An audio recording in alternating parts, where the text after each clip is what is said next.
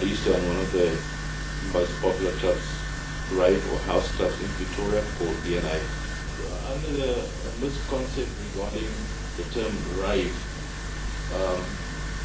it all started, I'll explain to you where the term rave comes from. It all started in the early 80s in basically Europe, UK, where the gays had these big fancy dress parties with electronic music, which is beat driven. It's very rhythmic. So the term came from Europe, it came to the clubs to South Africa, or the music came over to the clubs to South Africa, and that's where the rave term started being used in the nightclubs, playing house music. So basically the main thing that's played in the clubs are house music, and the people under a misconception about the term rave. Although in South Africa they use the term rave, a house club, for the term rave as a rave club. Yes, you ask me how does a rave club or a house club operate? Basically the music they use is house. House has got different types of house. You get your deep house, you get your uplifting house, you get your progressive house, you get trance music.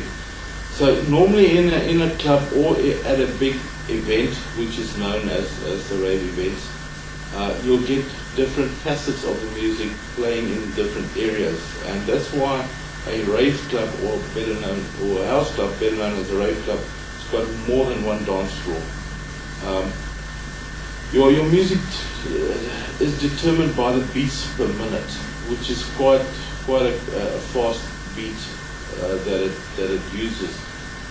House music is from 120 and up to 180 beats per minute, which is very, very fast rhythmic.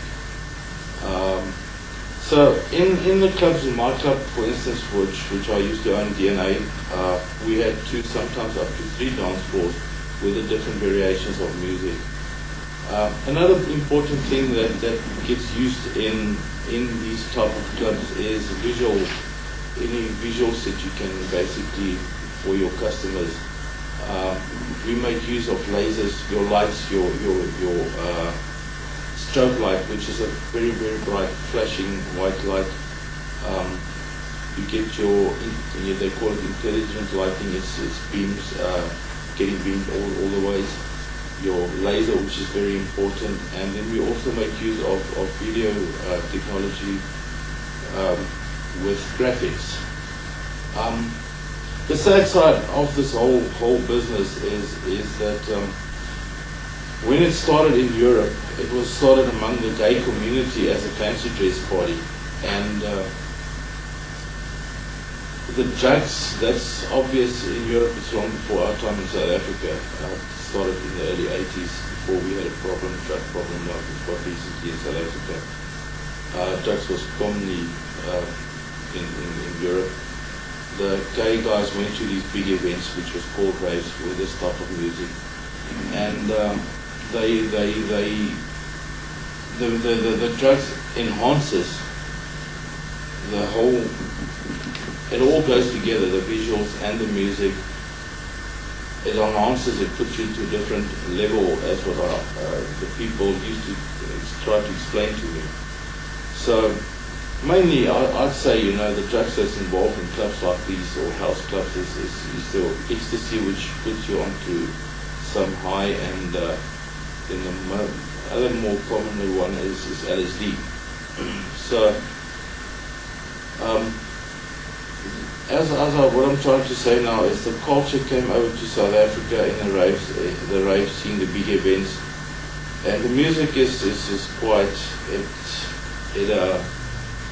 how can I explain it? You see, it goes together, the drugs goes together with the type of music and with the type of visuals that the people do, supply to their clients. Is the basic layout of a house club or rave club, better known, as I explained earlier, is you get your different dance floors, normally 2 to 3 dance floors. You get a chill room obvious due to the reason. I'll explain to you now what the children, basically what the children is for. And then a commonly known thing as well as unisex toilets, which basically most clubs, is a trend we followed from Europe, that the clubs and restaurants in Europe, they use unisex toilets, and that's the reason why we also used it or laid it out like that. Children, I can explain to you, because rave or house music is quite a rhythmic, bass-driven music. It's the same type of music they use for aerobics. People do tend to get tired because of the physical workout that that it's a slower type of music you play, and as the night advances, or as the night carries on, the music advances to a higher beat per minute. So the DJs play a very, very important role in this. It's not just your normal DJs. You've got to work out your lineup. You've got to work out your music progression. And with the music, the visuals, which is obvious, the laser, the lights, the video projections, it all goes hand in hand. You can't just, you play certain visuals and you use certain lights with certain types of music. So during the night, it starts off with, which is important, your DJs, you basically arrange them where the DJs are professional in the slower type of music. They carry on, they start the evening off, and as the evening progresses, your music also got to progress with a beats per minute. It takes it up to a higher level of your rhythmic, as she goes quicker and faster. But the visuals are very important.